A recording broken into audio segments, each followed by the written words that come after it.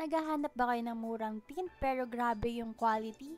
Ito na ang Kirei na Nano Ceramic Tint ng Japan.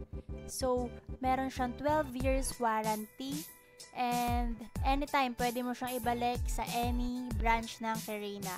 Ito yung before ng aking sasakyan. Very clear, walang tint and napakainit kapag nagda-drive, nakakaitim siya.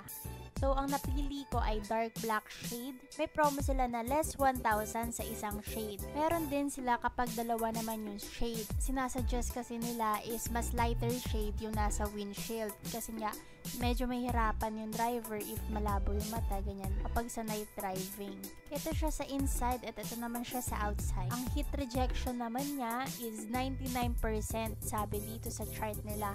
Pero if i-rate ko, nasa 90% lang siya. Meron pa rin talaga siyang heat. Pero caring-carry na, hindi siya tulad ng dati na nakaka-haggard yung heat niya. Kunyari, nag-park ka sa isang spot na may araw. Ayun, so ito naman yung daylight driving. So, kita nyo naman, kahit na maaraw, hindi na siya nakakasilaw tulad ng dati. Meron na siyang heat rejection and din nga, hindi na siya mainit sa balat kapag nagda-drive. If gusto nyo magpatint din, pwede na kayo magpatint sa kahit anong Kirei na branch. Meron pa silang promo, I think, S1000.